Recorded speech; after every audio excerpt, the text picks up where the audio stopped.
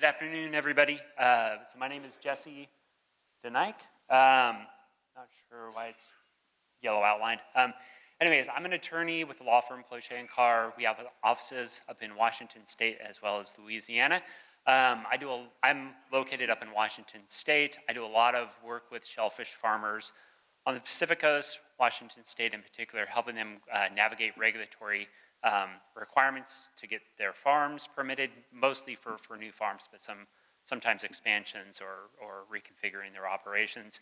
So I help them a lot during the permit process to address various different concerns, and then if those permits get appealed, I help defend them on appeal. So I'm here today to talk about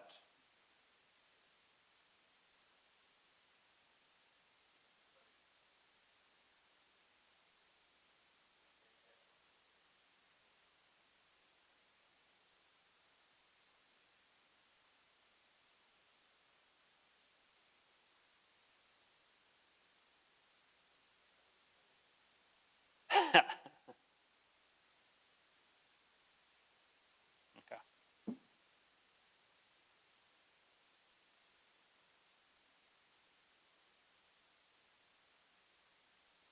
That's fine. While the slide's advancing, I'll just keep going here. So I'm here to talk about a bunch of issues that we've addressed during the permanent appeal process regarding complaints from neighbors. And during that process, we do hear a number of complaints about impacts to the natural environment. I'm here today to talk to a lot about the other suite of issues around, well, kind of broadly described as impacts to the built environment. So concerns with respect to there we go. Use conflicts, so concerns that farms are going to be impacting navigation or recreation. Aesthetics, this largely has to do with the visual impacts of shellfish farming gear, noise from boats and other machinery, lights, glare, that usually is in the context of nighttime operations, debris, so concerns there being that farm gear is escaping and going onto other people's property or otherwise disturbing folks. And then also we've addressed a number of issues around operational limits, so proposed conditions that have put out either by agencies or proposed by neighbors to address these concerns. As I mentioned, we've addressed a lot of these issues in the context of trying to get permits, but then also defending permits on appeals. For purposes of this audience, oysters are the most of most interest. We have addressed a number of those. I'll hit one kind of case example here shortly. Geoduck aquaculture is also a very strong industry up in Washington State. We've had a lot of permits and a lot of appeals around geoduck aquaculture. And then also kelp farms. Kelp farming is a burgeoning industry in Washington State. I've helped farmers out successfully defending a couple recent permits for kelp farming. In my experience, the permits for these, we've been able to successfully navigate these processes, obtain permits for these farms, and uphold those permits on appeal. I say the permits are typically upheld. There's been a couple instances in which permits have been overturned, but those have been on grounds about impacts to the natural environment. When it comes to use conflicts, navigation, the impacts to built environment, we've been able to successfully navigate all of those issues, both in terms of obtaining permits and then defending them on appeal. Some things that the decision makers really focus on, I'll get into this in a little bit, is compliance with best management practices. So we are able to get permits, defend those on appeal, but we do a lot of work in that process to demonstrate that the farmers are taking appropriate steps to minimize the impacts. We also do a lot of work to make sure that any operational restrictions are reasonable, so that they're not precluding successful farm operations. If there's a need to conduct oyster farming, say, in the middle of the night during daytime or nighttime low tides, we work hard to make sure that that need is articulated and that the permits do not contain conditions that would preclude successful farming operations. So this next slide just has one recent example of a farm that we worked through the process of. This farm is in South Puget Sound. It was just recently installed. I think it's still in the process of fully building out. This is a farm by Taylor Shellfish. This is a totally subtidal farm. It's a pretty large farm. It's in a bay that's surrounded on 3 sides by uplands and a lot of residential property owners. I think the lease size of this farm is 50 acres. That's not the full size scale of the farm. The farm will be somewhat set within there, but it's a fairly large farm, and there are a lot of concerns raised by neighbors. Taylor Shellfish, we worked with them during even prior to submitting the permit application, but put a lot of thought into how this farm could successfully navigate that process. And a lot of concerns were raised by the neighbors about aesthetic impacts from the farm and then recreation, navigation, et cetera. As you can probably see from here, the farm is set back from the shoreline quite a ways. It's not always possible to do that, but in this case, it was possible to do that. And that really helped address various different aesthetic and recreational concerns. So the siting of the farm helped in that. But then also just the design of the farm. As folks can probably see, Taylor worked very hard to use neutral colors that fairly well blend into the environment. The farm does have an aesthetic impact. That's undeniable. But that can't be a standard. There can't be a no impact standard. If that was the standard, nobody could do anything. So we work hard to make sure that we articulate to decision makers and appeal bodies that everything, all measures were taken to make sure that the farm stays successful, but to address these concerns. So have neutral colored gear, have gear that doesn't protrude any more from the height of the water than is really needed. It's, as folks can see, it's laid out in a neat and orderly manner, and then again, having it set back from the shoreline a bit helps address those aesthetic concerns. A lot of concerns were raised about recreation and navigation. Again, having the farm set out a bit, make sure that adjoining property owners can still bring kayaks, boats, et cetera, into the shoreline. And one of the reasons Taylor selected this site was because they knew, they've been farming in Oakland Bay for decades and decades.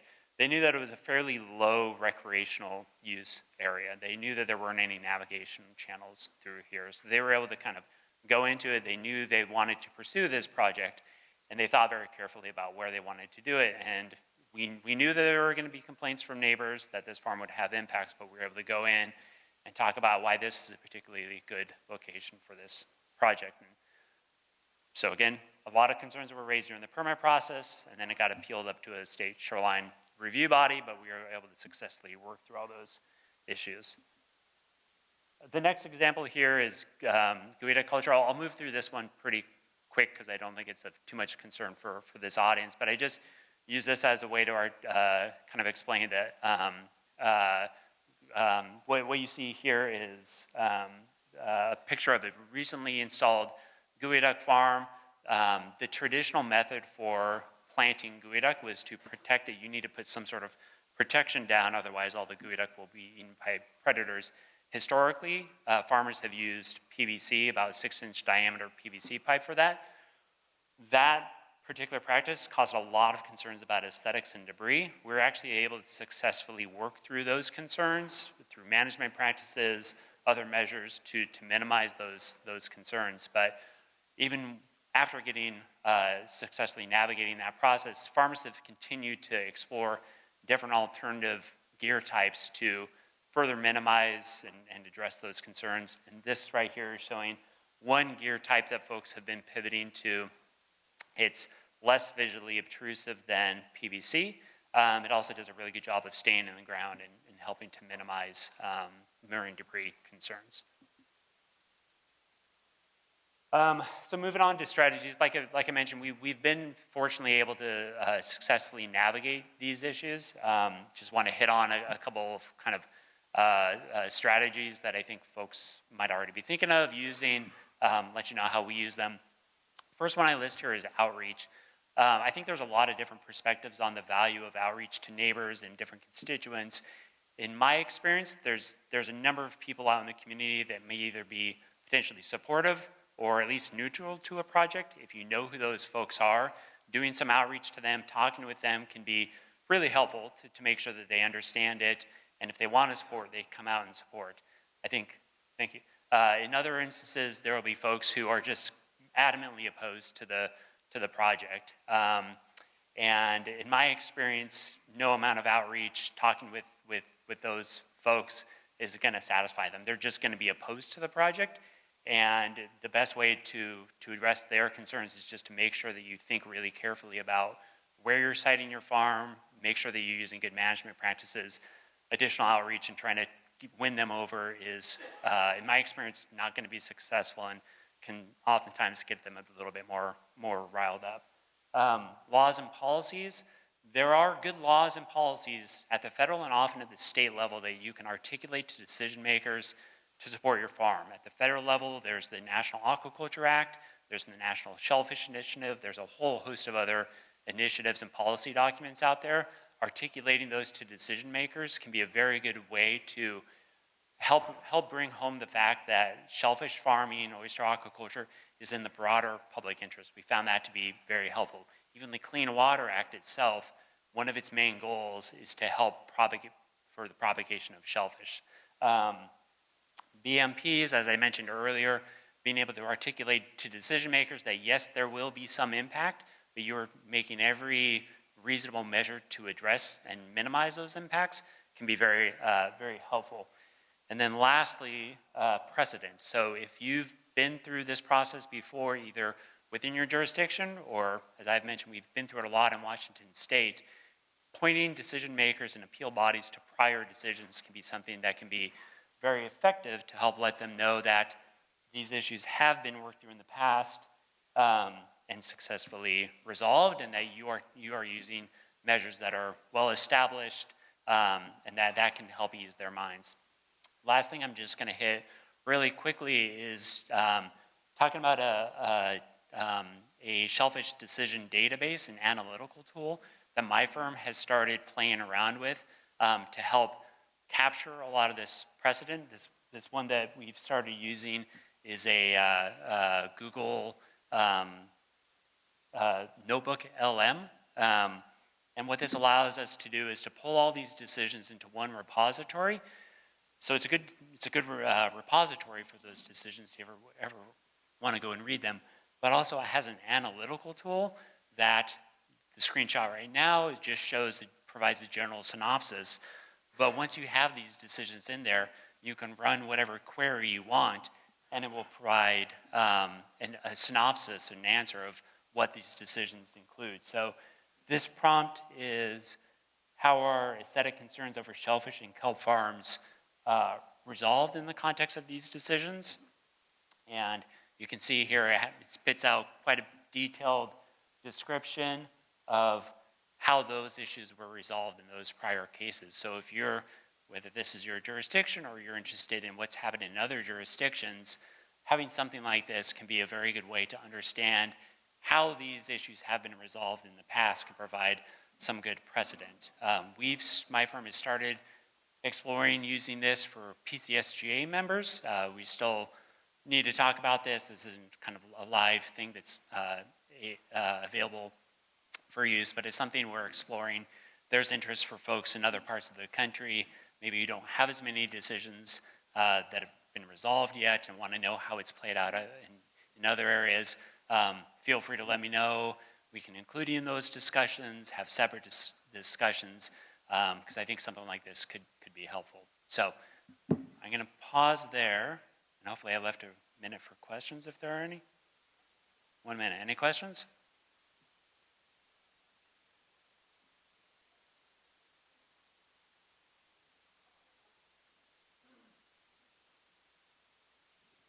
You only have 30 seconds now.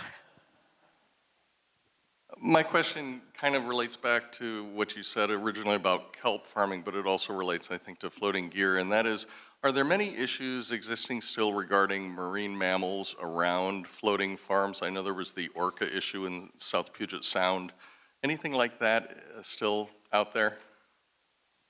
I wouldn't say no, because regulators surprise me every single day.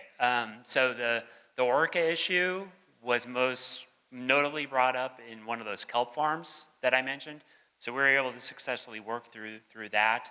I know a lot of other areas have concerns about marine mammal hauling out on gear, things like that. I wouldn't say that's a particularly hot topic in Washington State right now. I mean, who knows, it could change Monday. All right, thank you, Jesse. It was nice having you. Will you be available for questions after?